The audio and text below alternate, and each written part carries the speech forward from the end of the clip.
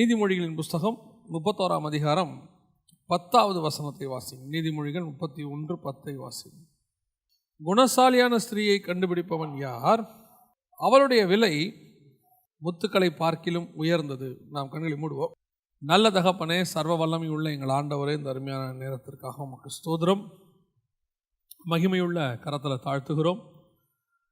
ஆண்டவரே, இந்த வசனத்தின் மூலமாக நீர் எங்களோடு கூட இடைபட வல்லமை உள்ளவராக இருக்கிறீர். இந்த காலை வேளையில் எங்களோடு கூட பேசுவீராக, இந்த வசனத்தை எங்களுக்கு அனுப்புவீராக. வசனத்தினால் உண்டாகிற சுத்திகரிப்பு எங்களுக்குள் உண்டாகும்படி நாங்கள் ஜெபிக்கிறோம். மகிமையுள்ள கரத்தில் தாழ்த்துகிறோம். நீர் பேசும், நீர் இடைபடும். எங்கள் ஆண்டவர் இயேசுவின் நாமத்தில் பிதாவே, அல்லேலூயா. நீதிமொழியின் புஸ்தகம் 31ஆம் அதிகாரம் 10வது வசனம். குணசாலியான ஸ்திரீயை கண்டுபிடிப்பவன் யார்? என்னன்னா, இது இந்த நீதிமொழியின் புஸ்தகம் 31ஆம் அதிகாரம் 10 முதல் 31வது வசனம் வரைக்கும் ஒரு சீரீஸ் மாதிரி. அதுக்குள்ளேருந்து நம்ம வேத பாடத்தையே எடுக்கலாம், நிறைய வரிசையாக வேத பாடமாக எடுக்கலாம். ஆனால் ஏற்கனவே இதை பற்றி நம்ம ஒரு வசனம் ஒன்று எடுத்துருக்கிறோம். அதாவது, அவள் புருஷனுடைய இருதயம் அவளை நம்பும் அப்படின்னு சொல்லி, கர்த்தர் நம்புகிறது யாரை நம்புவார் அப்படின்னு சொல்லி. பொதுவாக இந்த இடத்துல குணசாலியான ஸ்திரீயை கண்டுபிடிப்பவன் யார் என்பது யாரை குறிக்கிறது? கல்யாணத்தில் செய்தி கொடுக்கணும் அப்படின்னா, குணசாலியான ஸ்திரீயை கண்டுபிடிப்பவன் யார் அப்படின்னு சொல்லி, மனைவியை குணசாலியான மனைவியை கண்டுபிடிக்கவே முடியாது அப்படின்னு சொல்லி ஒரு முடிவே வந்துட்டாங்க. இப்போ அது சான்ஸே இல்லைங்க அப்படின்ற மாதிரி. இந்த வசனம் அப்படி தான் இருக்கும். குணசாலியான ஸ்திரீயை கண்டுபிடிப்பவன் யார்? இதுக்கு நமக்கு வலு சேர்க்குற மாதிரி, ஆமாம் அது கன்ஃபார்ம் தான், கரெக்ட் தான், அது கண்டுபிடிக்க முடியாது அப்படின்ற மாதிரி இன்னொரு வசனமும் இருக்குது. பிரசங்கியின் புஸ்தகம் 7ஆம் அதிகாரம் 28வது வசனத்தை வாசிங்க போவோம். பிரசங்கி 7:28. என் மனம் இன்னும் ஒன்றை தேடுகிறது, அதை நான் கண்டுபிடிக்கவில்லை. 1000 பேருக்குள்ளே ஒரு புருஷனை கண்டேன், இவர்கள் எல்லாருக்குள்ளும் ஒரு ஸ்திரீயை நான் காணவில்லை. தெளிவாக இருக்குல்ல வசனம்? தெளிவாக இருக்கு இல்லை? 1000 பேருக்குள்ளே நான் ஒரு புருஷனை கண்டேன், ஸ்திரீயை காணவில்லை அப்படின்னு சொல்லி. அப்போது வசனம் தெளிவாக சொல்லுது, ஒரு குணசாலியான ஸ்திரீயை கண்டுபிடிப்பது முடியாது அப்படிங்கிற மாதிரி இந்த இடத்துல வசனம் சொல்லுது. ஆனால் கண்டுபிடிப்பவன் யார் அப்படின்னு ஒரு கொஸ்டினும் போட்டிருக்கு. நான் எப்பவுமே சொல்லுவேன், வசனத்தை நம்ம பார்க்குற ஒரு ஆங்கிள் இருக்குது, ஆவியானவர் நமக்கு கொடுத்துருக்கிற ஒரு ஆங்கிள் இருக்குது. நம்ம எப்பவுமே அதில் தான் பார்க்கணும். அந்த டைமென்ஷனில் பார்த்தா தான் நமக்கு அது புரியும். அதுதான் வெளிப்பாடு. இந்த வசனத்தை நான் வாசித்துட்டு இருக்கும்போது, எதை பற்றி ஆண்டவர் இங்கே சொல்லியிருக்கிறாரு அப்படின்னு சொன்னால், நம்ம ஆண்டவர் சும்மா வெறும் நார்மலாக ஜோக் அடிக்கிறதுக்காகலாம் இப்படிலாம் போட மாட்டார். ஆண்டவர் எதுக்காக இது இப்படி சொல்லியிருக்கிறாரு, குணசாலியான ஸ்திரீயை கண்டுபிடிப்பவன் யார் அப்படின்னா, இப்போ அந்த பிரசங்கியின் புஸ்தகத்தை திருப்பி வாசிங்க சொல்கிறேன். 7ஆம் அதிகாரம் 28ஆம் வசனத்தை வாசிங்க. அது என்ன, 1000 பேருக்குள்ளே ஒரு புருஷனை கண்டேன். 1000 பேரில் ஒரு புருஷனை தான் கண்டாரா? 1000 பேருக்குள்ளே ஒரு புருஷனை கண்டேன்னா எதை குறிக்குது அப்படின்னு சொன்னால், வாசிங்க. உன்னத பாட்டின் புஸ்தகம் 5ஆம் அதிகாரம் 10வது வசனம். என் நேசர் வெண்மையும் சிவப்புமானவர், 10000 பேர்களில் சிறந்தவர். 1000 பேரில் ஒரு புருஷனை கண்டேன் அப்படின்னா என்ன அர்த்தம்னா, அந்த புருஷன் இயேசு கிறிஸ்து 10000 பேர்களிலே சிறந்தவர். பிதாவாகிய தேவன் ஆதாமை உண்டாக்குகிறார். ஆதாமை உண்டாக்கினதிலிருந்து அவர் ஒரு தனக்கேற்ற ஒரு புருஷனை, அதாவது புருஷன்னா நீங்கள் வெறும் கணவன் நினைக்கக்கூடாது. புருஷன்னா ஆண்மகன் அப்படின்னு அர்த்தம். கேடகம் பிடித்த 1000 புருஷர் அப்படின்னு சொன்னால், கேடகம் பிடித்த 1000 கணவன் அர்த்தம் இல்லை, கேடகம் பிடித்த 1000 ஆண்மக்கள் அப்படின்னு அர்த்தம். அப்போது இன்னொரு வசனம் இருக்குல்ல, மனைவிகளே உங்கள் சொந்த புருஷருக்கு கீழ்ப்படிங்கள் அப்படின்னு சொன்னால், சொந்த புருஷனா என்ன? நிறைய பேர் சொந்த புருஷனோட தப்பாக புரிச்சுக்கிறாங்க. அதாவது சொந்த ஆண்களுக்கு, அப்பாவுக்கு, கணவனுக்கு, அண்ணனுக்கு, அந்த மாதிரி அர்த்தம். சொந்த புருஷருக்கு கீழ்ப்படிங்கள் அப்படின்னு அர்த்தம். அப்போ நம்ம புருஷர் என்பது ஆண்களை குறிக்கிறதான ஒரு வார்த்தை. 1000 பேரில் ஒரு புருஷனை கண்டேன் அப்படின்னா என்ன அர்த்தம்னா, ஆதாமை உண்டாக்கினதிலிருந்து ஆண்டவர் அநேக இடத்துல சில காரியங்களை எதிர்பார்க்கிறார். ஆதாம்கிட்டே எதிர்பார்த்தார், விழுந்து போனார். அதுக்கு பிறகு நோவா காலத்தில், அதுக்கு பிறகு ஒவ்வொரு காலத்திலும் ஆபிரகாம், ஈசாக்கு, யாக்கோபு எல்லாரும் நீதிமான்களாக இருந்தாலும் கூட தேவன் எதிர்பார்த்த பரிசுத்தம் அவரிடத்துல இல்லை. இவ்வளோ பேருக்குள்ளே, 10000 பேருக்குள்ளே ஒரு புருஷனை கண்டேன். என் நேசர் 10000 பேர்களிலே சிறந்தவர். அதான் 1000 பேருக்குள்ளே ஒரு புருஷனை கண்டேன். 10000ங்களிலே ஒரு புருஷன் யாருன்னா இயேசு கிறிஸ்து. இப்போ தேவன் தனக்கேற்ற அந்த புருஷனை கண்டுபிடிச்சிட்டார். ஆனால் அவருக்கு ஏற்ற மணவாட்டி, குணசாலியான ஸ்திரீயை கண்டுபிடிப்பவன் யார்? அவருக்கு ஏற்ற மணவாட்டி எது? எதுக்காக சொல்கிறேன்? இப்போ ஆதாமிலிருந்து நோவா வரைக்கும் பார்த்தீங்கன்னு சொன்னால் மனசாட்சி காலம், அது ஒரு சபை. மனசாட்சி பிரமாணம் என்பது ஒரு சபை. அடுத்து ஆபிரகாமிலிருந்து இயேசு கிறிஸ்து வரைக்கும் நியாயப்பிரமாண காலம், அது ஒரு சபை, இஸ்ரவேல் சபை. இப்போ இயேசு கிறிஸ்துவிலிருந்து நம்ம காலம் வரைக்கும் இப்போ நடந்துகிட்டு இருக்கிறது, இது சுயாதீன பிரமாணம், அதாவது புதிய ஏற்பாட்டு சபை. இப்போ ஆண்டவர் ஒவ்வொரு காலத்திலும் ஒரு சபையை தனக்கு மனவாளியாக செலக்ட் பண்றார். இஸ்ரவேலையுமே அப்படிதான் சொல்றாரு, நீ என்னுடையவளானாய் அப்படின்னு சொல்றாரு. ஆனால் ஒவ்வொரு சபையும் ஏதோ ஒரு இடத்துல கர்த்தருக்கு சோரம் போகிறது. ஆதாம் காலத்தில் உள்ள மனசாட்சி பிரமாணம் ஃபெயிலியர். அதனால தான் நோவா காலத்தில் எல்லாத்தையும் அழிச்சிட்டு புதுசாக ஒரு பிரமாணத்தை உண்டாக்குறாரு. ஆண்டவர் சொல்கிறார் நோவா கிட்ட, இது முதல் கொண்டு நான் சகோதரனுடைய ரத்தத்துக்கு நான் பழி வாங்குவேன். புது பிரமாணம் வருது, நியாயப்பிரமாணம் வருது. நியாயப்பிரமாணம் இயேசு கிறிஸ்துவோடு கூட ஃபெயிலியர். இயேசு கிறிஸ்து வரும் போது ஃபெயிலியர் ஆயிடுச்சு. இப்போ இயேசு புது பிரமாணத்தை கொண்டாடுறாரு, அதான் சுயாதீன பிரமாணம். இப்போ நாம் இருக்கிறோம். ஸோ இந்த பிரமாணத்தை பொறுத்த வரைக்கும் இப்போ இது ஒரு மனவாட்டி சபை. இப்போ குணசாலியான ஸ்திரீயை கண்டுபிடிப்பவன் யார் அப்படின்னா, குணசாலியான சபையை கண்டுபிடிப்பவன் யார்? அது மனைவியை குறிக்கவில்லை, சபையை குறிக்கிறது. வெறும் மனைவிக்குன்னு வச்சு தியானிச்சாலும் தியானிக்கலாம். அதில் உங்களுக்கு உலக பிரகாரமான சத்தியம் தான் கிடைக்கும், ஆவிக்குரிய சத்தியம் கிடைக்காது. அதே குணசாலியான ஸ்திரீ என்பது ஒரு ஆவிக்குரிய சபை, கர்த்தருக்கு ஏற்ற மனவாட்டி சபை. அந்த மனவாட்டி சபையை எப்படி இருக்கணும் அப்படிங்கிறது தான் அந்த நீதிமொழிகளின் புஸ்தகம் 31ஆம் அதிகாரத்தில் நம்ம வாசிச்சோம் இல்லையா? 10வது வசனத்துலேருந்து 31வது வசனம் வரைக்கும் அந்த 21 வசனத்தில் கர்த்தர் எதிர்பார்க்கிற சபை எப்படி இருக்கும் அப்படிங்கிறத தான் நாம் பார்க்குறோம். அதில் குறிப்பாக நம்ம இதுக்கு முன்னாடி ஒரு தடவை அவள் புருஷனுடைய இருதயம் அவளை நம்புங்கிற தலைப்பின் கீழ் தேவன் நம்புகிற சபை எப்படி இருக்கும் அப்படின்னு நம்ம எடுத்துருக்கிறோம். இன்றைக்கி நம்ம எந்த வசனத்தை பார்க்க போகிறோம் அப்படின்னு கேட்டிங்கன்னு சொன்னால், நீதிமொழிகள் புஸ்தகம் 31ஆம் அதிகாரம் 13வது வசனம். ஆட்டு மயிரையும் சணலையும் தேடி தன் கைகளினால் உற்சாகத்தோடே வேலை செய்கிறாள். நல்லா கவனிச்சுக்கொள்ளுங்க, ஆட்டு மயிரையும் சணலையும் தேடி தன் கைகளினால் உற்சாகத்தோடு கூட வேலை செய்கிறார். ஒரு சபையை குறித்து சொல்லும்போது அந்த சபை அல்லது அந்த மனைவி அல்லது அந்த பெண் மிக முக்கியமாக 2 பொருளை வைத்து வேலை செய்கிறாள். எதற்காக அப்படிங்கிறத நான் உங்களுக்கு பின்னாடி சொல்கிறேன். ஆட்டு மயிரையும் சணலையும் தேடி அப்படின்னு சொல்லி, இந்த ஆட்டு மயிர் சணல் இந்த 2 விஷயம் எதை குறிக்கிறது, எதை பற்றி சொல்லப்பட்டிருக்கிறது அப்படின்னு கேட்டிங்கன்னு சொன்னால், முதலாவதாக ஆட்டு மயிர் என்பது நியாயப்பிரமாணத்தை குறிக்கிறதான ஒரு வார்த்தை. ஆட்டு மயிர் என்பது நியாயப்பிரமாணத்தை குறிக்கிற வார்த்தை. எப்படி சொல்கிறோம் அப்படின்னு கேட்டிங்கன்னு சொன்னால், வாசிங்க யாத்ராகமத்தின் புஸ்தகம் 26ஆம் அதிகாரம் 14வது வசனத்தை வாசிங்க. சிவப்பு தீர்ந்த ஆட்டுக்கடா தோலினால் கூடாரத்திற்கு ஒரு மூடியையும். நல்லா கவனிங்க, நியாயப்பிரமாணம் என்பது சிவப்பு தீர்ந்த ஆட்டுக்கடா தோலினால் அந்த ஆசாரிப்பு கூடாரத்தை மூடணும். இதற்கான ஆவிக்குரிய சத்தியம் என்ன அப்படின்னு சொல்லி நீங்கள் பார்த்தீங்கன்னு சொன்னால், ஆண்டவர் சபையை தன்னுடைய ஒரு பிரமாணத்தினால் மூடி இருக்கிறார். இப்போ இன்னும் கொஞ்சம் நீங்கள் பின்னாடி போனீங்க அப்படின்னு சொன்னால், ஆதாமுக்கு ஆண்டவர் என்ன பண்ணுறாரு, தோலினாலே ஒரு ஆடையை தைக்கிறார். ஆடையை தைத்து அவனுக்கு ஆண்டவர் அதை போடுறாரு அப்படின்னு சொல்லி நம்ம பார்க்கிறோம். அப்போ இந்த தோலினால் தைக்கப்பட்ட ஆடை என்பது எதை குறிக்கிறது? ஆதாம் பாவம் செஞ்சிட்டாரு, நிர்வாணம்னு வந்துருச்சு. நிர்வாணம் வந்த உடனே ஆண்டவர் என்ன செய்கிறாரு, தோலினாலே ஒரு ஆடையை உண்டாக்கினார். ஆதியாகமத்தின் புஸ்தகம் 3ஆம் அதிகாரம் 21வது வசனத்தில் தேவனாகிய கர்த்தர் ஆதாமுக்கும் ஏவாளுக்கும் தோலினால் ஆடைகளை உண்டாக்கி அப்படின்னு. தோலினால் ஆடையை உண்டாக்குனார்னா அங்கே ஒரு மிருகம் பலி ஆகியிருக்கணும், ஏதோ ஒரு மிருகம் அடிக்கப்பட்டிருக்கணும், ஆடோ மாடோ ஏதோ ஒன்று அடிக்கப்பட்டோம். நாம் அதை ஆடுன்னு நினைக்கிறோம், ஏன்னா உலக தோற்றம் முதல் அடிக்கப்பட்ட ஆட்டுக்குட்டின்னு வசனம் இருக்குது. அப்போது இயேசு கிறிஸ்துவினுடைய பலிக்கு அது முன்னடையாளமாக இருக்குது. அப்போது ஒரு மிருகத்தினுடைய தோலை எடுத்து தான் அவங்களுக்கு மூடுறாரு. ஆட்டு தோலினால் அல்லது ஒரு தோலினால் அவர்களுக்கு ஆடையை உண்டாக்கி. இதுதான் நியாயப்பிரமாணத்தில் ஆண்டவர் ஆசாரிப்பு கூடாரத்துக்கு வரும்போது அவர் என்ன சொல்கிறாரு, ஆசாரிப்பு கூடாரத்தை சிவப்பு தீர்ந்த ஆட்டுக்கடாவின் தோலினால் மூடி.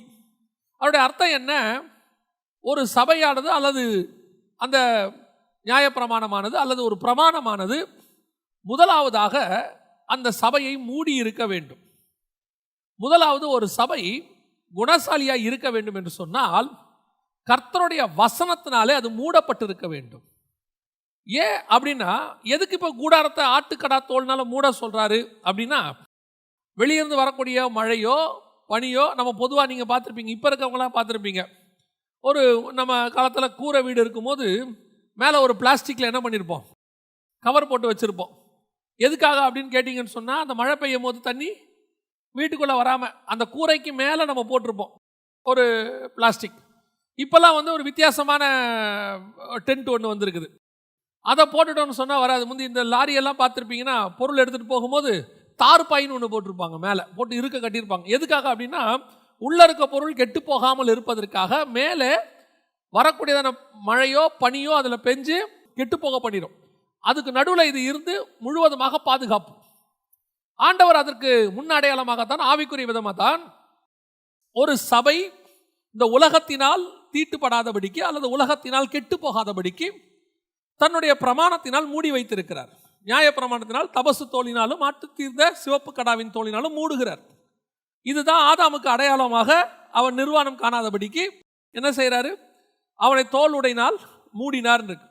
அப்போ ஒரு சபை இந்த உலகம் தொடாதபடிக்கு, முதலாவதாக உலகம் தொடாதபடிக்கு அவள் மூடப்பட்டிருக்க வேண்டும். அது எதனால் மூடப்பட்டிருக்க வேண்டும்? கர்த்தருடைய பிரமாணங்களினாலே, வசனங்களினாலே மூடப்பட்டிருக்க வேண்டும். பிரமாணம்னா உடனே நியாய பிரமாணத்தை மட்டும் நீங்கள் எடுத்துடக்கூடாது. இப்போது ஆபிரகாம் பற்றி சொல்லும் போது 25ஆம் அதிகாரம் ஆதியாகமத்தில், ஆபிரகாம் என் சொல்லுக்கு கீழ்ப்படிந்து என் பிரமாணங்களையும் என் நியமங்களையும் என் கட்டளைகளையும் கை கொண்டான் அப்படின்னு இருக்கு. அப்படின்னா என்ன அர்த்தம்? அப்போ என்ன பிரமாணம்? கர்த்தர் நமக்கு என்ன சொல்கிறாரோ அதான் பிரமாணம். அது நியாய பிரமாணமோ, சுயாதீன பிரமாணமோ, மனசாட்சி பிரமாணமோ. ஆதாமை குறித்து சொல்லும் போது ஆதாம் என் உடன்படிக்கை மீறினானுங்கிறார். ஆதாமோடு என்ன உடன்படிக்கை? நீ இந்த பழத்தை சாப்பிடாத, அவ்வளோதான் பிரமாணம். புசிக்கும் நாளிலே சாகவே சாவாய், அது ஜட்ஜ்மெண்ட். இது பிரமாணம், இது ஜட்ஜ்மெண்ட்.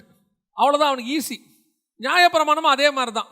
இதெல்லாம் செய்யாதீங்க, கொலை செய்யாதிருப்பாயாக, செஞ்சா ஜட்ஜ்மெண்ட். இது ரெண்டுத்துக்கு இப்போ நடுவில் என்ன கொண்டாந்துட்டாரு அப்படின்னு கேட்டிங்கன்னா, ஒரு பிரமாணத்தை கொண்டாந்துட்டார். தபசு தோலினால், அதை ஆட்டு தீர்ந்த சிவப்பு கடாய் தோலால் மூடிட்டார். இதிலிருந்து நீங்கள் பாதுகாக்கப்படுவதற்கு. அப்போ சபை என்பது எப்படி இருக்க வேண்டும்? ஆண்டவர் சொல்றார், குணசாலியான ஸ்திரீ என்ன செய்கிறாள்? ஆட்டு மயிரினாலே வேலை செய்கிறாள். எதுக்கு ஆட்டு மயிரால் வேலை செய்கிறா அப்படின்னு கேட்டிங்கன்னா, பின்னாடி வசனம் சொல்லுது. 21வது வசனம் வாசிங்க பார்ப்போம். அதே 31:21.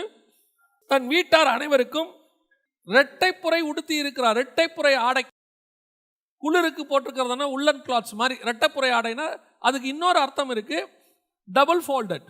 2 வகையான உடைகள், அது 2 உள்ள வைக்கிற மாதிரி இருக்கு. ஃபர்ஸ்ட் என்ன அப்படின்னு கேட்டால், மேலே போட்டிருக்கிற உடை, அதான் வசனம். இப்போ நீங்கள் வீட்டையே எடுத்துக்கொள்ளுங்களேன். ஒரு வீடு அல்லது ஒரு குடும்பம் எதனால் மூடப்பட்டிருக்க வேண்டும்? கிறிஸ்துவின் மேல் அஸ்திவாரம் போடப்பட்டிருக்கிறது. எதனால் மூடப்பட்டிருக்க வேண்டும்? கர்த்தருடைய வசனத்தினாலே மூடப்பட்டிருக்க வேண்டும்.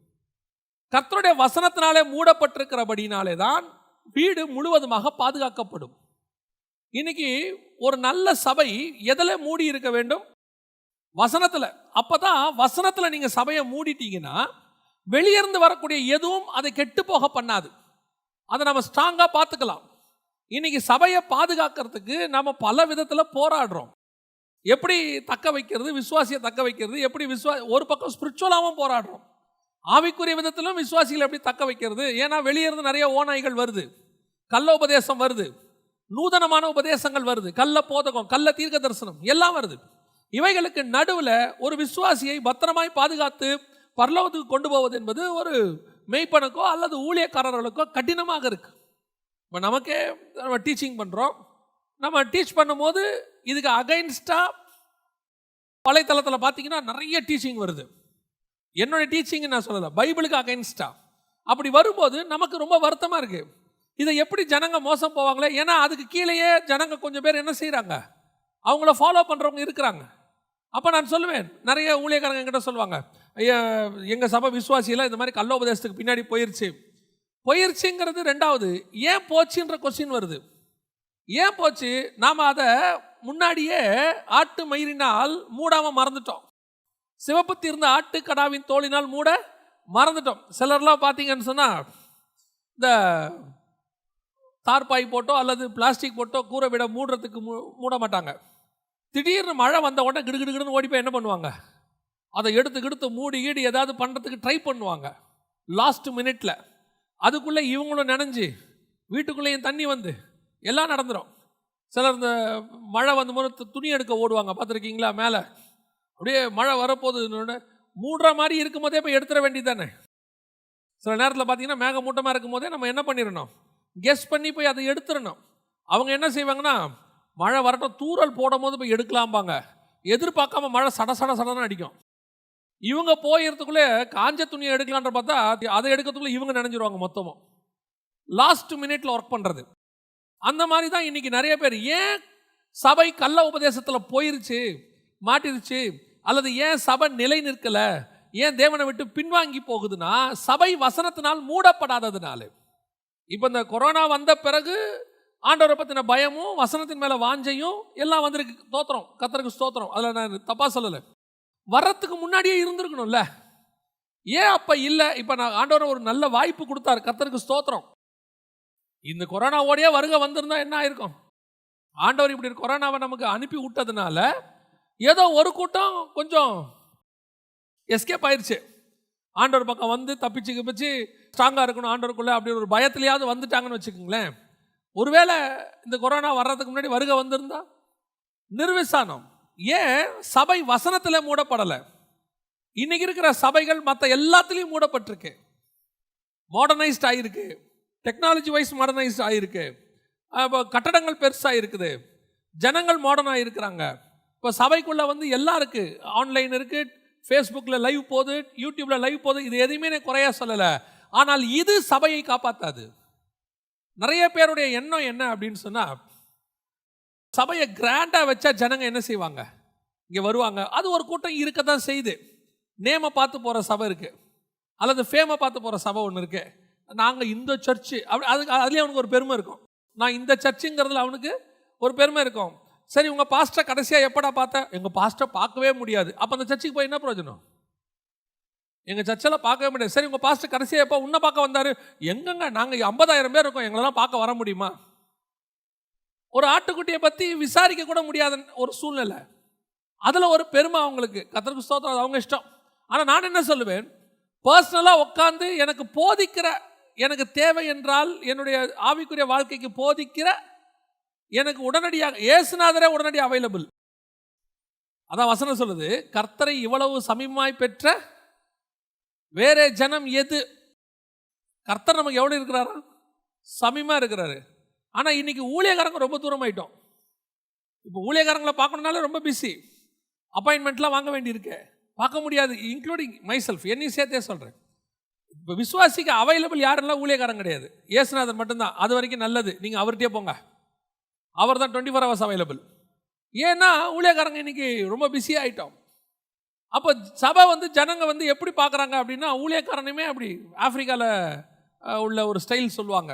என்னென்னா, சபை எப்படி இருக்குன்னா, அவங்க பாஸ்டர் வந்து நல்ல ஒரு கிராண்டு காரில் இறங்கணும், அப்போ தான் அந்த பாஸ்டர் பெரிய பாஸ்டர்னு அவங்களுக்கு ஒரு எண்ணம். ஸ்பிரிச்சுவல் பேஸ் இல்லை. மற்ற மூடியெல்லாம் இருக்கு, எந்த மூடி இல்லை? வசன மூடி கிடையாது. சபை வசனத்தில் மூடப்பட்டிருக்கணும். இன்னும் எத்தனையோ பிரச்சனைகள் சபைக்கு வரும், உங்களுக்கும் வரும். நான் சொல்கிற ஸ்பிரிச்சுவல் ப்ராப்ளம். உலக பிரகாரமாயும் ப்ராப்ளம் வந்தாலும் அவைகளுக்கு நடுவில் உங்களை நிலைநிற்க பண்ண போவது எதுனா வசனம் தான் நிற்கும். எத்தனையோ பிரச்சனைக்கு நடுவில் நம்மளை காப்பாற்றினது வசனம் தான். எத்தனையோ போராட்டத்துக்கு நடுவில் நம்ம விசுவாசத்தோடு இன்றைக்கும் நிற்கிறோன்னா கர்த்தருடைய வசனம் மட்டுமே நிற்க வச்சிருக்குது. எத்தனை பிரச்சனை, எவ்வளோ போராட்டம், எவ்வளோ நேரத்தில் வந்து ஏன் அந்த ஆண்டவரை விட்டே போயிடலாங்கிற அளவுக்குலாம் நமக்கு என்ன வந்துச்சு, சிச்சுவேஷன்ஸ் வந்துச்சு. அப்படி வரும்போதெல்லாம் போகாமல், நம்மளை போக விடாமல் நம்மளை காப்பாற்றினது எதுன்னு கேட்டிங்கன்னா கர்த்தருடைய வசனம்.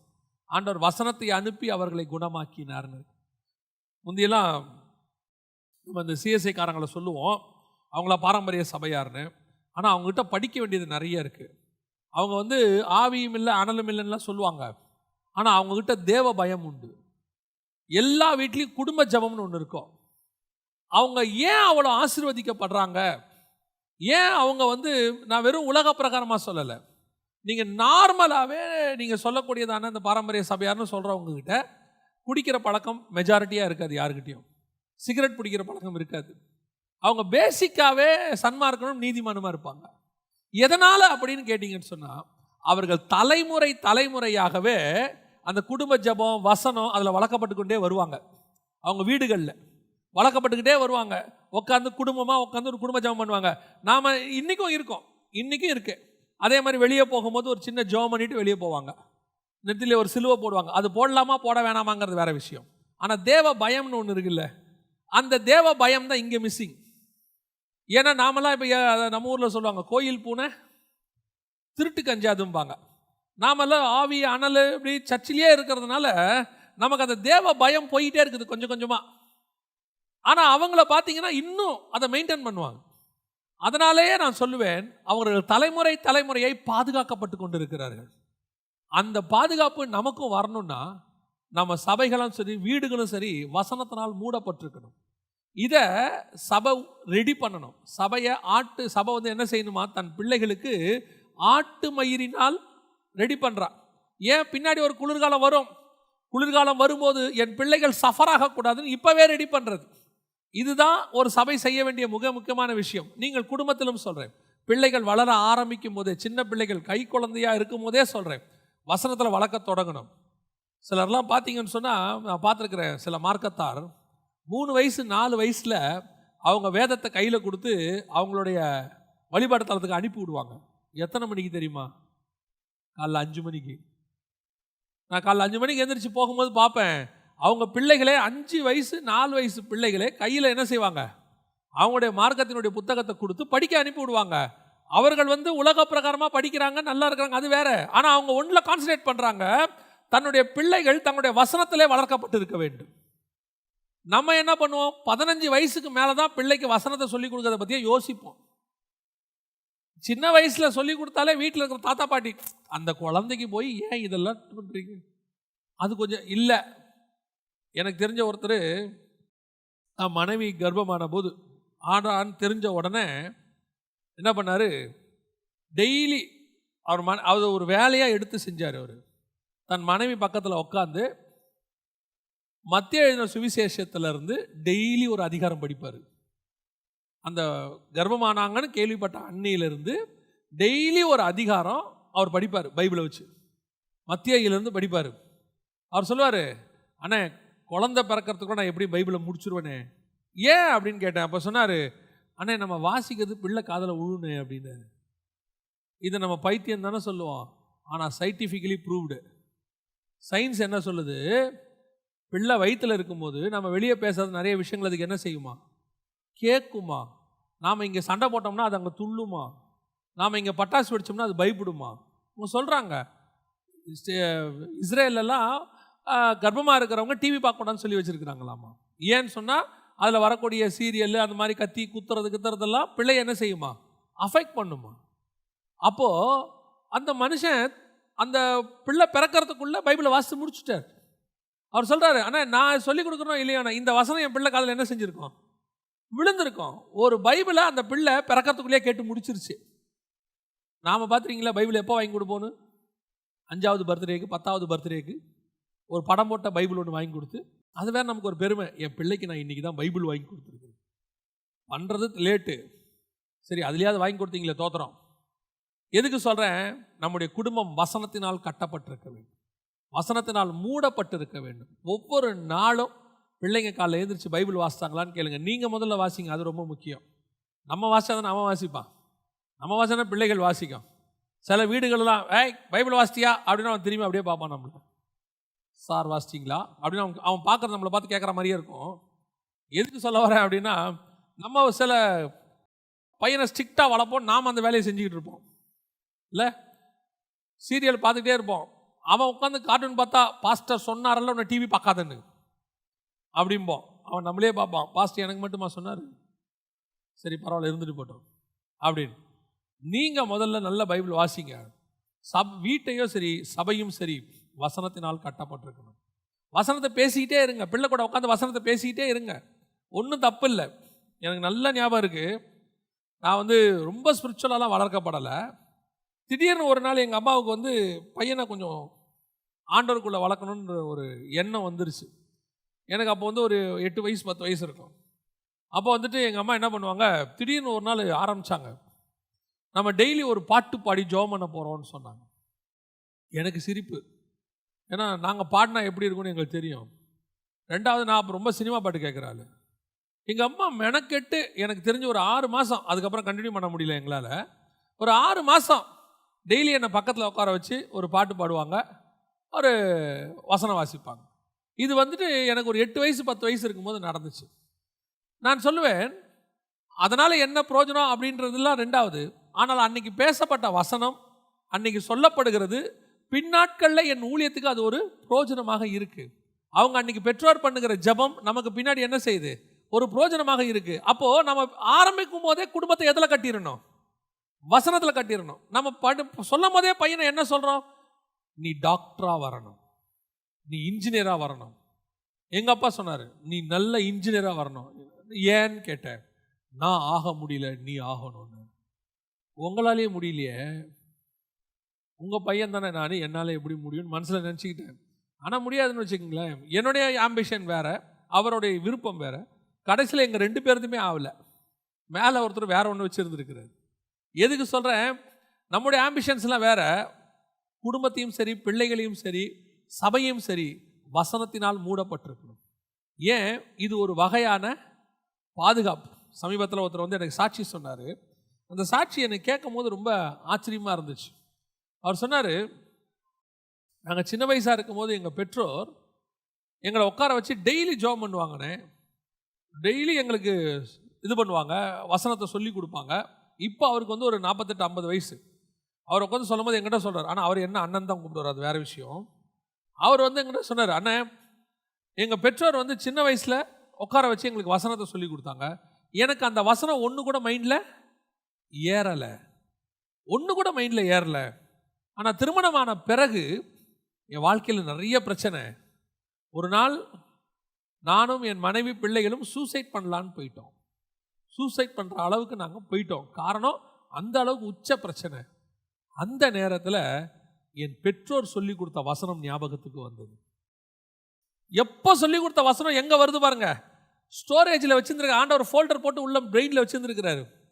கரெக்டான நேரத்துக்கு ஃபோல்டரை ஓப்பன் பண்ணி அந்த வசனத்தை ஞாபகப்படுத்தின உடனே அந்த இரவு அவர்கள் தீர்மானம் எடுத்தார்கள், நம்ம ஏன் ஆண்டவருக்காக வாழக்கூடாதுன்னு சொல்லி. இன்னைக்கு அந்த குடும்பம் கர்த்தரால் ஆசீர்வதிக்கப்பட்டிருக்கு. அல்லேலூயா. அப்போ நம்ம விதைக்கிற ஒரு வசனம் கூட வீணாய் போகாது. நாம நினச்சிப்போம், இதில் என்ன பிரயோஜனம், இதனால என்ன நடக்க போகுது, டெய்லி ஜெபம் பண்ணிட்டு இருக்கோம். இன்னைக்கு நீங்கள் ஜெபம் பண்ணுங்க, அந்த வசனம் 20 வருஷம் கழிச்சு கூட அது உங்கள் குடும்பத்தில் பலனை கொடுக்கும். யாரோ ஒருத்தருடைய ஜீவனை காப்பாற்றும், யாரோ ஒருத்தருடைய குடும்பத்தை அது காப்பாற்றும். அதான் ஆண்டவர் சொல்ற, தண்ணீரின் மேலே விதை போடு, அது நெடுநாள் கழிச்சு பலன் கொடுக்கும். அந்த பலனை பார்க்கறதுக்கு நம்ம இருக்கிறோமா இல்லையோ அது வேற விஷயம். ஆனால் கண்டிப்பாக அது பலன் கொடுக்கும். கர்த்தருடைய வசனம் ஒரு நாளும் வெறுமே திரும்பாது. அதனால இப்போவே ஆரம்பிச்சிருங்க. அது சின்ன பிள்ளையோ பெரிய பிள்ளையோ, இப்போதான் குடும்பம் நடத்த ஆரம்பிச்சிருக்கிறீங்க, இல்லை இப்போதான் நான் படிக்க ஆரம்பிச்சிருக்கேன், யாராக இருந்தாலும் சரி, வசனத்தை டெய்லி வீட்டில் உட்காந்து ஒரு 1/2 மணி நேரம் குடும்பமாக வசனத்தை வாசிங்க. அல்லது ஒரு சங்கீதம், ஒரு வசனத்தையாவது டெய்லி வாசிங்க. ஒரு குடும்ப ஜெபம் பண்ணுங்க. இது என்னைக்கோ ஒரு நாள் உன் குடும்பத்தில் பலனை கண்டிப்பாக கொடுக்கும்.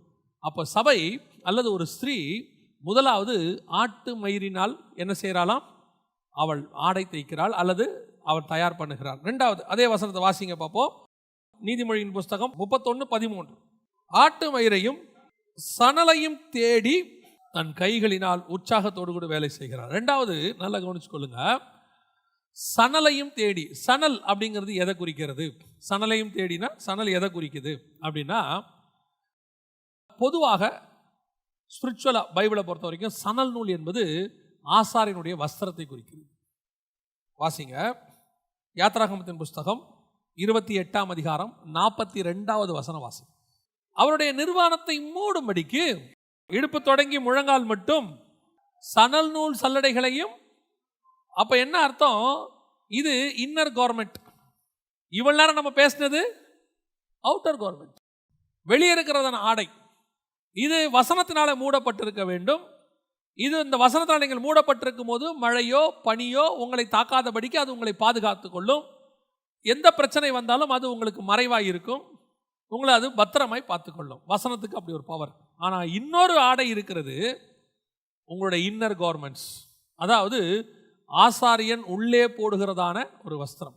இந்த வஸ்திரத்துடைய நோக்கம் என்ன, கர்த்தர் ஏன் இந்த வஸ்திரத்தை போட்டிருக்கணும்னு சொல்றாரு அப்படின்னு கேட்டா, ஆண்டவர் சொல்றாரு, உன் நிர்வாணம் காணாதபடிக்கு. அப்படித்தான வசனம் சொல்லுது. நிர்வாணத்தை மூடும்படிக்கு. நல்லா கவனிச்சுக்கொள்ளுங்க. இப்போ மேலே ஒரு ட்ரெஸ் போட்டிருக்கிறாங்க, இவங்க வசனத்தில் மூடப்பட்டிருக்கிறாங்க. நாம் எல்லாம் ஆவிக்குரியவர்கள் தான், எல்லார் கையிலையும் பைபிள் இருக்கு. கொஞ்சம் தேவைப்பட்ட நம்ம வசனமும் பேசுவோம். நம்மளை யாரும் வசனத்துலலாம் ஜெயிக்கிற அளவுக்குலாம் இல்லை. அதாவது கிருபையா ஆண்டவர் உங்களுக்கு அதெல்லாம் சொல்லி கொடுத்துருக்கிறார்.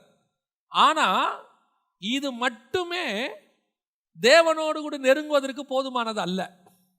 வசனம் தெரிந்ததனால் மட்டும் நான் சொல்லுவேன், கிறிஸ்தவத்துக்கு எதிராக கருத்து பேசணும் அல்லது எதிராக கிறிஸ்தவம் பொய்ன்னு ப்ரூஃப் பண்ணுன்றதுக்கு நம்மளை விட நிறைய பைபிள் படிக்கிறவங்க இருக்கிறாங்க, நம்மளை விட அதிகமாக வசனம் பேசுகிறவங்க இருக்காங்க. இன்னும் சொல்ல போனால் நம்ம பைபிளை நிறைய அரசியல்வாதிங்க நல்லா படிக்கிறாங்க, நம்மளை விட வசனம் அழகாக கோட் பண்ணுறாங்க. ஏசாயால எங்கே இருக்குன்னு நம்மளால தடுமாறுறான். அரசியல்வாதி பார்த்தாருன்னா அவர் அழகாக சொல்கிறார், ஏசாயா இதில் இருக்குது, அதில் இருக்குது, இதில் இருக்குன்னா அவர் தெசலோனிக்கேயர்லாம் பேசுகிறார். அன்றைக்கி நான் பார்த்தேன், நான் நினச்சேன் இவர் கண்டிப்பாக பைபிளை நம்மளை விட நல்லா படிக்கிறார். அது மட்டும்தான் நிஜம். அப்போ வசனம் பேசுகிறதுனால் மட்டுமே நீங்கள் தேவனோடு கூட நெருங்கி விட முடியுமா அல்லது பரலோகத்துக்கு போயிட முடியுமானா, வசனம் முக்கியம். அது ஒரு வழி, அது ஒரு பாதை, அதில் எந்த மாற்று கருத்தும் இல்லை. ஆனால் உங்கள் உள்ளான மனுஷன் எப்படி இருக்கிறான் என்பது முக்கியம். இந்த வசனம் போய் உங்கள் உள்ளான மனுஷனுடைய நிர்வாணத்தை மூடி இருக்கிறதா? உள்ளே உங்களுடைய வஸ்திரம் எப்படி இருக்கிறது? இன்னர் கார்மெண்ட்ஸ் இருக்குதா இல்லையான்னு ஆண்டவர் கேட்கிறார். வாசிங்க யாத்ராகமத்தின் புஸ்தகம் 20ஆம் அதிகாரம் 26வது வசனத்தை வாசிங்க. 20:26. என் பலிபீடத்தின் மேல் உன் நிர்வாணம் காணப்படாதபடிக்கு படிகளால். அப்பனா என்ன, இன்னர் கார்மெண்ட் இல்லைன்னு அர்த்தம். நீ வாழ்க்கையில மேல ஆவிக்குரிய வாழ்க்கையில போக போக போக உன்னுடைய உள்ளான மனுஷனுடைய நிர்வாணம் கர்த்தருக்கு தெரிகிறது. நாம எங்கெங்கெல்லாம் வீக்கா இருக்கோம் தெரியுது, வெளியே தெரியாது, வெளியே யாருக்கும் தெரியாது. வெளியே நாம பரிசுத்தவான்கள் தான், நீதிமான்கள் தான். ஆனா இதுக்கு அப்புறம் நாம யாருங்கிறது யாருக்கு தான் தெரியும்? தேவனுக்கு தான் தெரியும்.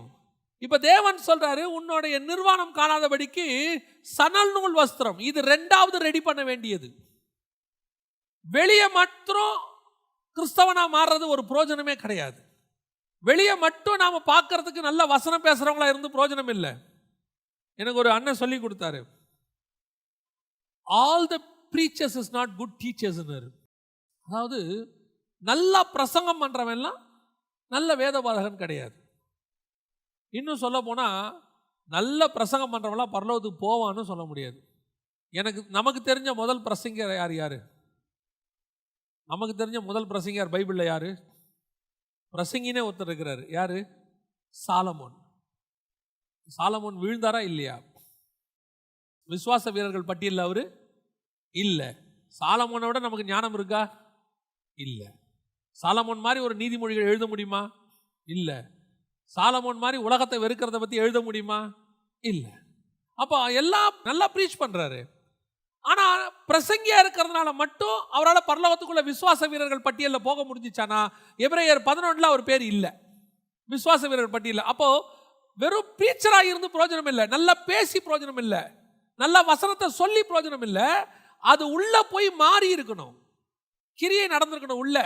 உங்க உள்ளான நிர்வாணம் மூடி இருக்கணும். கர்த்தரிடத்துல நெருங்க நெருங்க நெருங்க. நல்லா தெரிஞ்சுக்கொள்ளுங்க, ஒரு ஒரு ஸ்டாண்டர்ட் இருக்கு. என்ன ஸ்டாண்டர்ட்? நம்ம ஆரம்பத்தில், இப்போ நாங்கள் இருந்த ஒரு நிலையிலிருந்து உங்களுக்கு சொல்கிறேனே, நாங்கள் ஆரம்பத்தில் எங்களுக்கு வீடு ரொம்ப சின்ன வீடு. அங்கே நாங்கள் வீட்டுக்குள்ளே படுக்க முடியாது. வாசலில் அப்படி வெளியே வேற பிளாட்ஃபார்ம் மாதிரி இருக்கும், அங்கே தான் படுப்போம். ஏன்னா எங்கள் வீடு ரொம்ப சின்னது. நானும் எங்கள் அம்மாவும் அப்படி தான் ஆரம்பத்தில் இருந்தோம். அப்படி இருக்கிற காலகட்டத்தில் எங்கேயாவது கிளம்பி போகணுன்னா இருக்கிற சட்டையை போட்டு போயிட்டே இருப்போம், எதை பற்றியும் யோசிக்கவே மாட்டோம். அது ஒரு காலம் இருந்துச்சு. அப்புறம் திருமணம் ஆச்சு. திருமணம் ஆகி வெளியே வரும்போது, வெளியே போகும்போது இப்போ மனைவி சொல்லுவாங்க, இது என்ன சட்டை, இது என்ன கலரு, கொஞ்சம் நல்லதாக போடக்கூடாதா, இது காம்பினேஷனே நல்லா இல்லையே அப்படிம்பாங்க. நம்மால் என்ன சொல்லுவோம்? அட விடு, இல்லை யாரும் பார்க்குறான். ஒரு காலத்தில் நாங்கள் இதை விட மோசம். அந்த காலம் வேறு, இப்போ நம்ம போகிற இடம் வேற. ஒரு கல்யாணத்துக்கு போகிறோம், எப்படி போவோம்? நார்மலாக எங்கே சும்மா அப்படி போக மாட்டோம். அதுக்குன்னு ஒரு ஸ்பெஷல் கேர் எடுக்கிறோம். அடுத்து ஒரு பெரிய ஹையர் அஃபீஷியல்ஸை பார்க்க போகிறோம், பிஎம்ஐ பார்க்க போகிறோம், சிஎம்ஐ பார்க்க போகிறோம். அவங்கள பார்க்க போகிறதுக்கு நாம் நார்மலாக கல்யாணத்துக்கு போகிற ட்ரெஸ்ஸோடு போக முடியாது.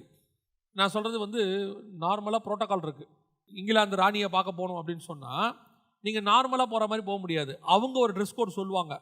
இங்கிலாந்து ராணியை பார்க்க வரும்போது நீங்கள் இப்படி தான் ட்ரெஸ் பண்ணணும். ஏன் நம்ம ஊர்லேயே இருக்குது, ஜனாதிபதியிட்ட நீங்கள் பட்டம் வாங்க போகும்போது இந்த மாதிரி ட்ரெஸ் பண்ணணும், இங்கே வந்து நிற்கணும், இப்படி தான் அவர்கிட்ட கொடுக்கணும், கையை அவர் கொடுத்தா தான் நீங்கள் கொடுக்கணும், அதுவும் கை கொடுக்கும்போது எப்படி கொடுக்கணும், எல்லாமே இருக்குது. இப்போ நீங்கள் நான் 50 வருஷத்துக்கு முன்னாடி சும்மா கேஷுவலாக இப்படி தான் போவேன்னா உள்ளே வராதுன்றோம். ஸோ இப்போ நான் என்ன பண்ண வேண்டியிருக்கு, உயரம் போக போக என்னுடைய ஸ்டாண்டர்ட் என்ன செய்யுது, ஆட்டோமேட்டிக்காக மாறுகிறது. என்னுடைய ட்ரெஸ்ஸும் என்னுடைய வெளியே இருக்கிற காரியங்களும் மாறுது.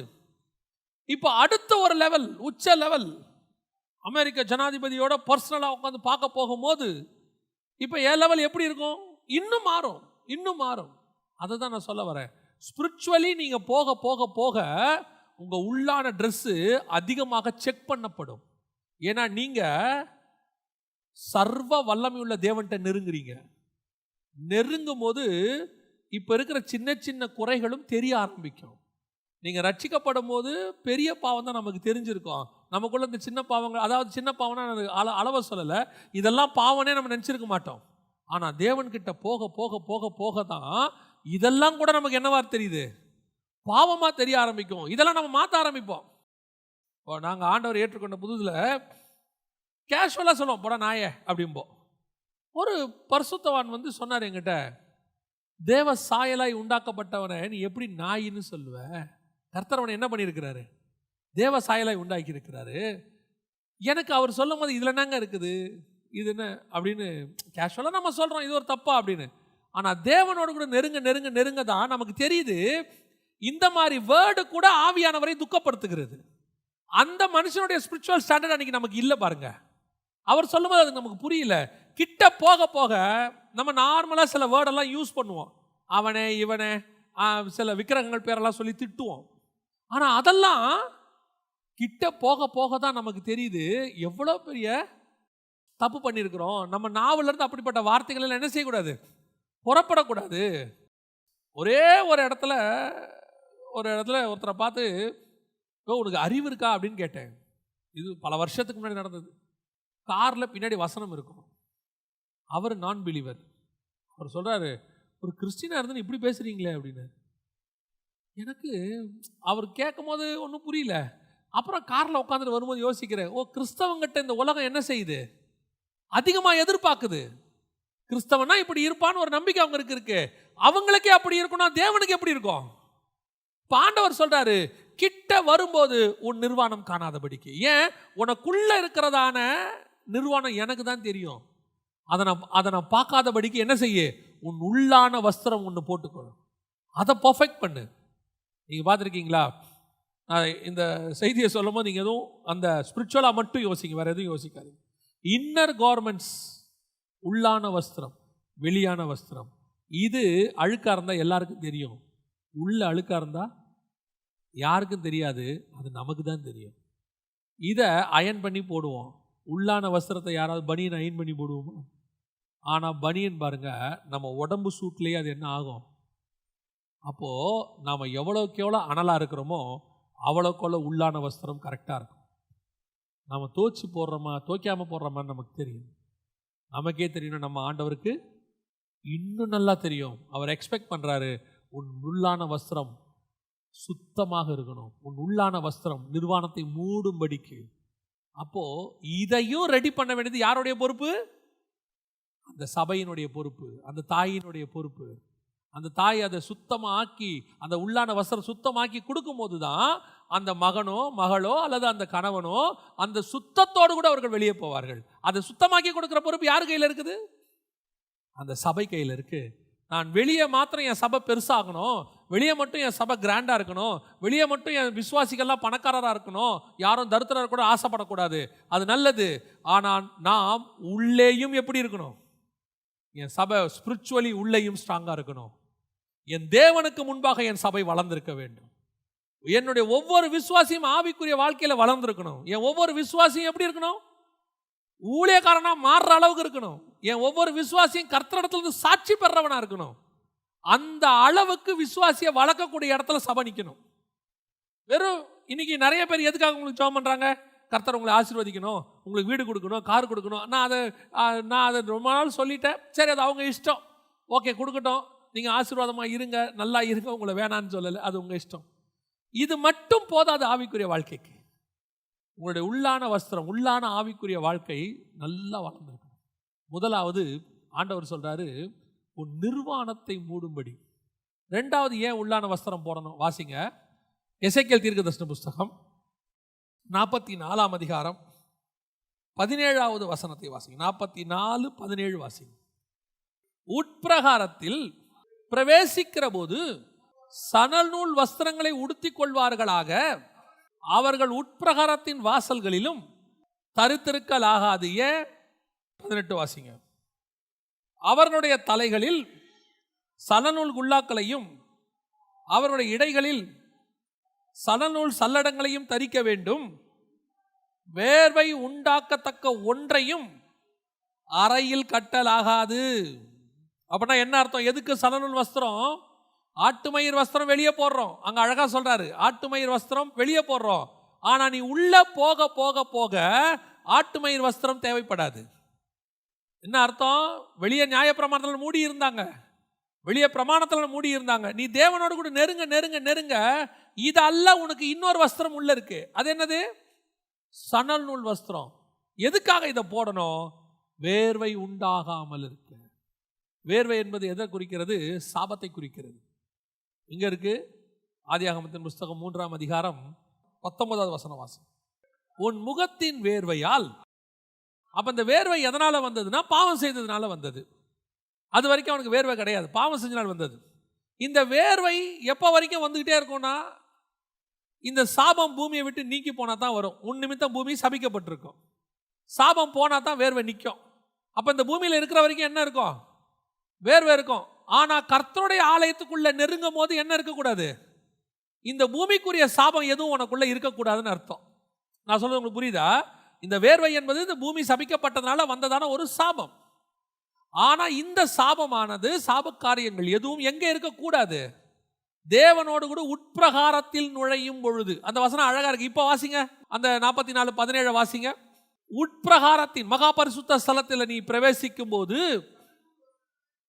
ஏன் அப்படின்னா 18வது வசனம் சொல்லுது, உன்னுடைய வேர்வை அங்க வரக்கூடாது, உன் சாபமான காரியங்கள் எதுவும் அங்க இருக்கக்கூடாது. நீ எவ்வளவுக்கு எவ்வளவு தேவன் கூட நெருங்க நெருங்க போறையோ, நிர்வாணமும் காணப்படக்கூடாது, அதே நேரத்தில் சாபமும் இருக்கக்கூடாது. அதுக்கு நீ எதை போட்டுக்கணும்? சணல் நூல் வஸ்திரம் தரித்து கொள்ள வேண்டும். இதுதான் கர்த்தர் உள்ளான மனுஷன் போட்டிருக்கிற ரட்சிப்பின் வஸ்திரம். இது உள்ள போக போக போக உன்னுடைய சாபமான காரியங்கள் எதுவும் உன்னை விட்டு நீங்க இருக்கு. நான் சொல்லுவேன், இந்த பூமிக்குரிய ஒரு ஃபார்முலா இருக்குது. பூமியில் சொல்லுவாங்க, பொதுவாக சொல்லுவாங்க, மழை பெஞ்சா ஏதாவது ஒரு அழிவு கண்டிப்பாக வரும். ஆனால் பைபிள் சொல்லுது, ஆசீர்வாதமான மழை பெய்யும். மழை பெய்யும், ஆனால் அது ஆசீர்வாதமாக இருக்கும், அழிவாக இருக்காது. எந்த விதமான அழிவு இல்லாமல் ஒரு மழை பெய்யும். இந்த உலகம் சொல்லும், ஒன்றை கொடுத்தால்தான் இன்னொன்றை பெற்றுக்கொள்ள முடியும். ஆனால் நம்முடைய ஆண்டவர் அவரை நமக்கு கொடுத்து விட்டதுனால நாம் எதையும் இழக்காமல் பெற்றுக்கொள்வதற்கு கர்த்தர் கிருபை தந்திருக்கிறார். இந்த உலகத்தினுடைய ஃபார்முலாவை நம்ம மாற்றி அமைக்க முடியும். அதைத்தான் நான் சொல்ல வரேன். என்ன ஃபார்முலா? நீங்கள் ஆண்டவர்கிட்ட நெருங்க நெருங்க நெருங்க சாபம் இல்லாத ஒரு வாழ்க்கையை நீங்கள் வாழ முடியும். ஆசீர்வாதமான வாழ்க்கை ஒன்றை வாழ முடியும். வேர்வை இல்லாத ஒரு வாழ்க்கை. வேர்வைனா நீங்கள் உடனே அப்படின்னா அந்த பூமியில் வேர்க்காதா? அது இல்லை, அதோடைய அர்த்தம் இல்லை. ஸ்பிரிச்சுவலி சொல்கிறேன். உட்பிரகாரத்துக்குள் நீங்கள் நுழையும் போது எதெல்லாம் இங்கே உங்களுக்கு சாபமாக இருக்குதோ, நான் சொல்ல முற்பிதாக்களுடைய சாபம், அப்பா அம்மாவுடைய சாபம் நிறைய இருக்குது, தொடர்ந்து பிடிக்கும். வசனம் சொல்லுது, உன் முற்பிதாக்களுடைய சாபம்னு இருக்குது. அதுவோ அல்லது வேற எந்த விதமான சாபங்களோ, சில உலக பிரகாரமான பிரச்சனைகளோ, நீ தேவனோடு கூட நெருங்க நெருங்க அதெல்லாம் உன்னை விட்டு போகும். நம்ம எவ்வளவுக்கு எவ்வளோ ஆண்டவரோட நெருங்குறோமோ அவ்வளவுக்கு அவ்வளோ ஆண்டவர் ஸ்பிரிச்சுவலியும் ஃபிசிக்கலியும் நம்மை பத்திரமாய் வைப்பதற்கு வல்லமையுள்ளவராக இருக்கிறார். அதை நாங்கள் அனுபவிக்கலாம். கிட்ட போகும்போது பார்த்தீங்கன்னு சொன்னால் அது நடக்கும். அப்படியே நெருங்க நெருங்க நெருங்க நெருங்க உங்களை சுற்றி கர்த்தர் ஒரு மிகப்பெரிய பாதுகாப்பு வளையத்தை போடுவார். அந்த பாதுகாப்பு வளையம் எப்பேற்பட்டதாக இருக்கும் அப்படின்னு கேட்டிங்கன்னா, ஒரு தவறான மனுஷன் கூட உங்கள் கிட்ட வர முடியாதபடிக்கு கர்த்தர் பாதுகாப்பார். நான் எப்பவும் சொல்லுவேன், ஆண்டவர் நமக்கு கொடுத்துருக்கிற பெரிய கிஃப்ட்டில் ஒரு கிஃப்ட் என்னன்னா, நம்மளை சுற்றி ஒரு ஆசீர்வாதமான என்வைரன்மெண்ட் உருக்கி கொடுப்பாரு. அது நீங்கள், நான் உங்களுக்கு டிஃப்ரென்ஸ் சொல்கிறேன், ஆனால் யாரும் தப்பாக எடுத்துறாதீங்க. இப்போது நான் ஒரு உலக பிரகாரமாக வேலை செய்யும் போது என்னை சுற்றி வெறும் மோசமானவங்களாக இருந்தாங்க. கெட்ட வார்த்தை பேசுவாங்க, எல்லாம் பண்ணுவாங்க, எல்லாம் இருப்பாங்க, எல்லாம் கேட்டுகிட்டே இருப்போம். ஒரு நாள் நம்ம ஆண்டவரோட நல்லா நெருங்க ஆண்டவர் அங்கேருந்து எடுத்து ஊழியத்தின் பாதைக்கு கொண்டாந்தார். ஊழியத்தின் பாதைக்கு வரும்போது இங்கே பார்த்தீங்கன்னா அந்த கெட்ட வார்த்தை பேசுகிற ஒருத்தர் கூட இல்லை, எல்லா பிரைஸ் எல்லாம் சோத்திரம் அலையிலுவி. ஆனால் இங்கேயுமே சில ஆட்கள் இருக்கும், பொருளாசை இந்த மாதிரி கொஞ்சம் மோசமான டிக்கெட்லாம் இருக்கும், ஆனால் வெளியே தெரியாது. நீங்கள் ஆண்டவரோட வளர வளர அந்த டிக்கெட்டெல்லாம் ஆண்டவர் என்ன செய்வார், உங்களை விட்டு ரிமூவ் பண்ணிக்கிட்டே இருப்பார். அடுத்து நீங்கள் இன்னும் வளர வளர வளர அவருடைய ஸ்பிரிச்சுவல் ஸ்டாண்டர்ட், உங்கள் ஸ்பிரிச்சுவல் ஸ்டாண்டர்டுக்கு ஏற்ற ஆட்களை மட்டும் உங்கள் கூட வைப்பார், மற்ற எல்லாருமே ரிமூவ் பண்ணுவார். இது கர்த்தர் நமக்கு வச்சிருக்கிற மிகப்பெரியதான பிளஸ்ஸிங். அப்புறம் பார்த்தீங்கன்னா உங்களை சுற்றி இருக்கிறவங்க வெறும் வசனம் பேசுகிறவங்களா இருப்பாங்க. ஸ்பிரிச்சுவலாகவே வெட்டி கதை பேசுகிறவங்க எவனும் உன் பக்கத்தில் இருக்க மாட்டான், ஊர்க்கதை பேசுகிறவங்க இருக்க மாட்டாங்க, எதுவுமே இருக்காது. உங்கள் கூட உட்காந்தா அவன் ஸ்பிரிச்சுவலாக பேசுவான், உங்கள் கூட உட்காந்தா வசனம் பேசுவாங்க, மற்றபடி யாரை பற்றியுமே அவங்க என்ன செய்ய மாட்டாங்க. இது ஒரு ஸ்பிரிச்சுவல் ஸ்டாண்டர்ட். இதைத்தான் நான் சொல்ல வரேன். நீங்கள் நெருங்க கர்த்தர் ஒரு பிளெஸிங்கான என்வாயர்மெண்ட் உருவாக்குவார். இந்த ஆசீர்வாதத்துக்கு ஈக்குவலான ஆசீர்வாதம் உலகத்தில் வேற ஒன்றுமே கிடையாது. எழுந்திருச்சதுலேருந்து வசனம், எழுந்திருச்சதுலேருந்து ஆண்டவரோட பற்றின பிரசன்னம், எழுந்திருச்சதுலேருந்து கர்த்தரை பற்றின வார்த்தை, ஒரு கெட்ட வார்த்தை கேட்க மாட்டோம். ஒரு நாள் இப்போ திடீர்னு சமீபத்தில் நான் சொல்கிறது வெரி ஷார்ட் டைம், ஒரு மாதத்துக்குள்ள ஒரு நண்பர் ஒருத்தரை வந்தார். வந்த உடனே நானும் அவரை வாங்க எல்லாம் சொல்லியாச்சு, அவரை கூப்பிட்டுட்டு காரில் உட்கார்றேன். எனக்குள்ள ஆவியானவர் ஒரு உறுத்தல் கொடுக்குறாரு, நீ இவனை பேசி அமுச்சிருக்கணும், உன் கூட கூப்பிட்டுருக்க கூடாதுன்னு சொல்லி. நானும் என்னடா அது, எனக்கு அந்த ஒரு கிருபை ஒன்று கொடுத்துருக்காரு. சில எவன் கூட பழகணும்னு சொல்ல முடியாது, எவன் கூட பழகாதன்னு சொல்லி வச்சிருவார் ஆண்டவர். இவன் கூடலாம் பழகுன்னு சொல்கிறாரோ இல்லையோ, இவன் கூட பழகாதன்னு மட்டும் எனக்கு காட்டி கொடுத்துருவார். எனக்கு என்னடா இவர் இப்படி சொல்கிறாரு அப்படின்னு உட்காந்துக்கிட்டே இருக்கிறேன். அவர் உட்காந்துட்டு சத்தமாக அவர்கள் தேவனை மகிமைப்படுத்துகிற பாட்டை ஒன்று பாடுறாரு என் காருக்குள்ள. ஆவியானவர் சொல்கிறாரு, இந்த காருக்குள்ளே இப்படி ஒரு பாட்டை இது வரைக்கும் வாங்கினதுலேருந்து கேட்டிருக்கேன். எனக்கு கேட்கவே கஷ்டமாக இருக்குது, அது வேற விஷயம். என்னடா அது இப்படி ஆகி போச்சேன்னு. அப்போ தான் ஆண்டவர் சொன்னார், உன்னை நான் எப்படிப்பட்டதான ஒரு என்வாயர்மெண்ட்டில் போய் உட்கார வச்சேன், நீ யாரை கூப்பிட்டு வந்து இங்கே உட்கார வச்சிருக்க. இப்போ அது அவருடைய இஷ்டம், அவர் தேவனை பற்றி பாடலாம், அது அவருடைய இஷ்டம். ஆனால் என்னுடைய காருக்குள்ளே பாட வேண்டிய அவசியம் இல்லை. என் காருக்குள்ளே என் தேவனை மகிமைப்படுத்துகிற பாடல்கள் மட்டுமே இருந்தது, நான் அவரை உயர்த்துற துதி மட்டுமே இருந்தது. அப்போ காரில் போகும்போது ஒரு ப்ரெசன்ஸ் இருந்துச்சு எனக்கு. இப்போ என்ன ஆயிடுச்சு, நானா உருவாக்கிக்கிட்டது இதை. அப்போ ஆவியானவர் சொன்னார், நான் உன்னை உட்கார வச்ச இடம் வேற, உன்னை சுற்றி வெறும் நன்மையான காரியங்களை பேசுகிறதையும் ஆசீர்வாதமான காரியங்கள் நடக்கிறதையும் அப்படிப்பட்ட ஜனங்களோடு மட்டும் உன்னை உட்கார வச்ச. நீ நெருங்க உனக்கு இந்த ஆசீர்வாதம் வந்துக்கிட்டே இருக்கும். வேர்வை உன்னை விட்டு போயிட்டே இருக்கும், வேர்வைக்கான காரியங்கள் இருக்காது. காரணம், நீ சலநூல் போட்டு கர்த்தரோடு கூட நெருங்கி கொண்டிருக்கிற. தேவனோட எவ்வளவு நெருங்குறீங்களோ அவ்வளவு கர்த்தர் ஸ்பிரிச்சுவல் பிளெஸிங்குள்ளே கொண்டு போகும். அதை உணர்ந்தால் மட்டும்தான் நீங்கள் என்ன செய்ய முடியும், ஃபீல் பண்ண முடியும். நீங்கள் அதை ஃபீல் பண்ணணும்னா கர்த்தரோட என்ன செய்யணும், உள்ள நெருங்கி போயிட்டே இருக்கணும். அதான் பைபிள் சொல்லுது, நீ 2 வகையான ட்ரெஸ்ஸை ரெடி பண்ணணும். இதைத்தான் நம்ம சபைக்கு என்ன செய்யணும், சொல்லிக் கொடுக்கணும். சபை முதலாவது வசனத்தில் பாதுகாக்கப்பட்ட சபையா, 2வது தேவனோடு கூட நெருங்குகிற சபையா. நீங்கள் எவ்வளோக்கு எவ்வளோ கிட்ட போகிறீங்களோ அவ்வளோக்கு எவ்வளோ உங்களோட உள்ளான வஸ்திரம் வேர்வை இல்லாத வஸ்திரமாய் மாறும், சாபம் இல்லாத வஸ்திரமாய் மாறும், நாற்றம் இல்லாத வஸ்திரமாய் மாறும். உங்கள் உள்ளுக்குள்ளே அந்த வேர்வை வரும்போது நாற்றம் வரும். இந்த வேர்வையே இல்லைன்னா என்ன வராது, நாற்றம் வராது. கர்த்தர் முகம் சுளிக்கிற மாதிரி காரியங்கள் எதுவும் நமக்குள்ளே காணப்படாது. நம்ம கர்த்தருக்கு முன்பாக இருப்போம். கர்த்தர் நம்ம எப்படி பார்ப்பார்னா, அவர் விரும்புகிற குணசாலியான ஸ்திரீயாய் பார்ப்பார். இப்படிப்பட்ட சபையை தான் கர்த்தர் குணசாலியான சபைன்னு சொல்றார். அல்லேலூயா. நம்முடைய சபையும் கர்த்தருக்கு முன்பாக எப்படி இருக்கணும், இப்படிப்பட்ட ஒரு குணசாலியான சபையாக இருக்கும். அல்லேலூயா. நம்ம ஜெபம் பண்ணுவோமா, தேவ சமூகத்தில் ஆண்டவரை நோக்கி பார்ப்போமா, எல்லா கண்களை மூடுவோம். முதலாவதாக என்னுடைய வெளியான வஸ்திரம் வசனம் என்னை எப்படி மூடி இருக்குன்னு பாருங்க. முழுவதும் சபை வசனத்தில் மூடப்பட்டிருக்கா? உங்க குடும்பம் வசனத்தினால மூடப்பட்டிருக்கிறதா? உங்க குடும்பத்தில் வசனம் இருக்கா? ஒரு அரை மணி நேரமாவது உங்க சபை, உங்க குடும்பம் வசனத்தினால மூடப்பட்ட குடும்பமா இருக்குதா? உங்க குடும்பம் டிவி சத்தத்தால மூடப்பட்டிருக்குதா? உங்க குடும்பம் சீரியல் சத்தத்தால மூடப்பட்டிருக்கிறதா? இல்ல உங்க குடும்பத்தில் எப்ப பார்த்தாலும் சண்டை சத்தத்தால மூடப்பட்டிருக்கிறதா? இல்ல உங்க குடும்பம் எப்ப பார்த்தாலும் மற்ற உலக பிரகாரமான சத்தங்களால மூடப்பட்டிருக்கிறதா? அல்லது கர்த்தருடைய வசனம் என்கிறதுனால மூடப்பட்டிருக்கிறதா? ஆராய்ந்து பாருங்க. ஒரு ஆசரிப்பு கூடாரத்தை சிவப்பு தீர்ந்த ஆட்டுக்கடாவின் தோலினால் மூடப்பட வேண்டும் என்று சொன்னால் அதனுடைய அடையாளம் என்ன?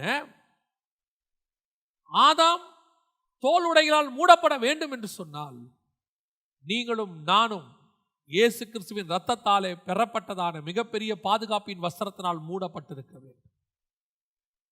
இரண்டாவது, நீங்கள் தேவனோட பலிபீடத்தில் நெருங்க வேண்டும் என்று சொன்னால், உட்பிரகாரத்துக்குள் பிரவேசிக்க வேண்டும் என்று சொன்னால், உன் நிர்வாணம் காணாதபடிக்கு உள்ளுக்குள்ளே சணல் நூல் வஸ்திரம் தரித்தவர்களாக. கர்த்தர் உன் உள்ளான வஸ்திரத்தை பார்க்கிறாரு. கர்த்தருக்கு வெளியான வஸ்திரம் ரொம்ப முக்கியம். அவர் தான் அதை போட்டு விடுறாரு. He is more conscious in inner garments. அது சுத்தமா இருக்குதா? அது ஒழுங்கா இருக்குதா?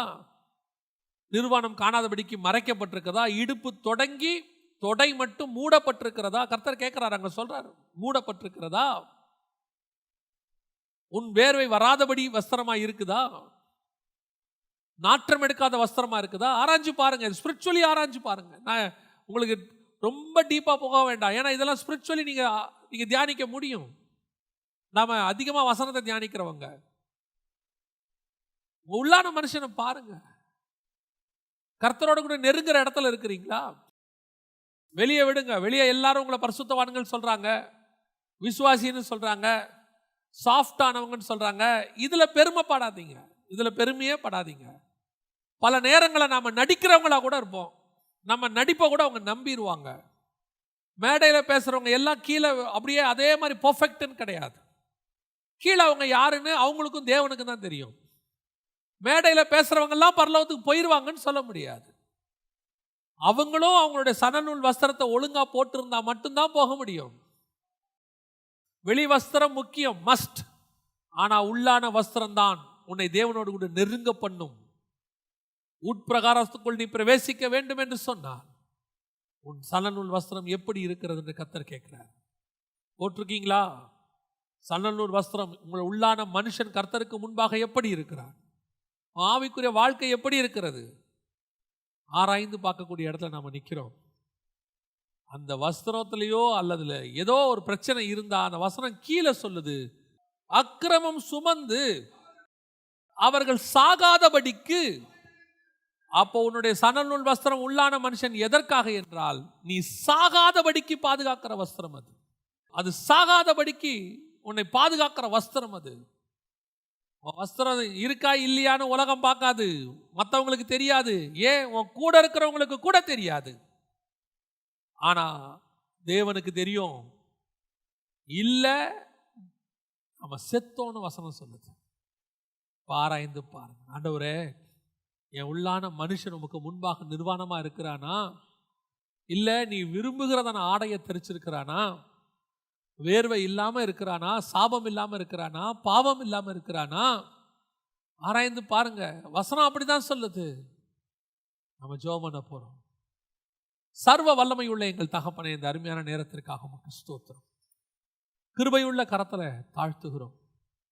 நாங்கள் இரட்டைப்புறை ஆடை தரித்தவர்களாக, வெளியான ஆட்டுமயிர் தோலையும் உள்ளான சணநூல் தரித்தவர்களாக, வெளியேவும் ஆண்டவரே உமக்கு முன்பாக உண்மை உத்தமமாக வசனத்தில் நிலைநிற்கிறவர்களாகவும், உள்ளேயும் சுத்திகரிக்கப்பட்டவர்களாக, பாவம் தீர்க்கப்பட்டவர்களாக, நீர் விரும்புகிற பரிசுத்தத்தை அடைந்தவர்களாக, மணவாட்டி உள்ளார பூரண மகிமை உடையவள் அதான் சணநூல் வஸ்திரம் தரித்தவர்களாக நாங்கள் காணப்பட எங்களுக்கு கிருபை பாராட்டும்.